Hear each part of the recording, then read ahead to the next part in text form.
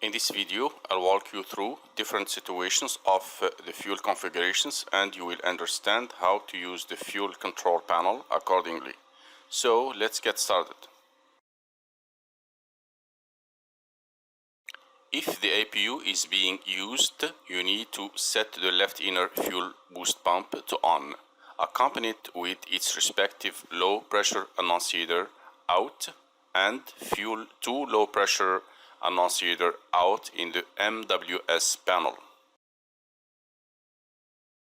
We check the total fuel quantity using the indications. For instance, the indication shows a total of 10,296 kilograms. Then we cross-check this with the plant fuel in the performance page of the FMS CDU, and this should match. Now we check that the fuel quantity is balanced and correct and agree with our fuel plan. Then we enter the fuel reserve. If the fuel reserve, for example, is 1,700 kilograms, we will put 1.7. We reset the fuel used to 0.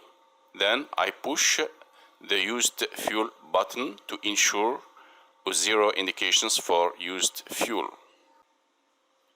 Let's see now how to configure the fuel panel during the pre-flight flow. Starting with the feed tanks, the fuel quantity should indicate full, with low fuel level annunciators out. If the fuel quantity in each wing tank is greater than 3,683 kilograms, the auxiliary tank not empty annunciators should be on. If the center tank has fuel, the center fuel transfer switch is set to auto. Otherwise, it's set to shut. Cross-feed switch set to shut. Both the left and right standby pumps set to norm. Both common feed switch set to shut. All the fuel boost pumps are off. If the APU is being used, the left inner boost pump remains on. We turn on the fuel boost pumps. The low pressure annunciators go out, and the fuel low pressure annunciators on the MWS panel go out.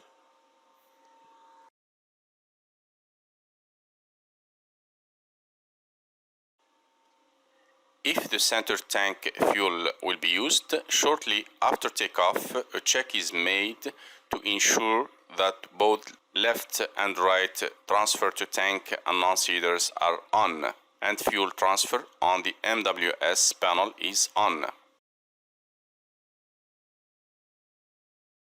During the flight, as the fuel is being transferred from the center tank, a check is made to ensure that the fuel transfer is working properly by keeping the wing tanks close to full.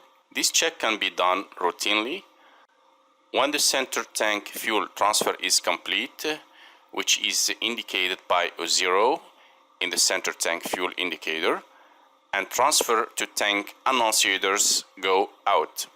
At this time, we select the center tank transfer to open for 2 minutes before selecting it to shut.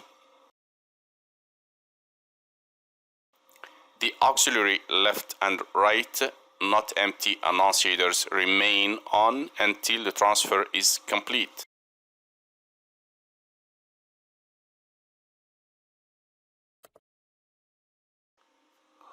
When the engines are shut down, the boost fuel pumps are turned off.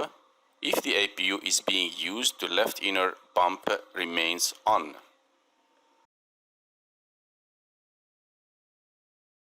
Fuel imbalance up to 680 kilograms is permitted in flight, but it's better to anticipate this by the imbalance correction, and here is how to do this.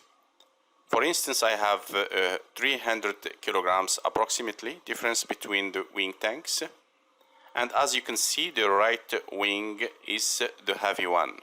Now the procedure is to allow the heavy tank to feed all engines, and the light wing tanks will be isolated from feeding. First action is to open the cross feed. Then the common feeds are then opened. Then the standby pumps are switched on. Then finally the boost pumps of the light wing are switched off. The procedure is reversed when the fuel is balanced. And this complete this tutorial. See you in the next video.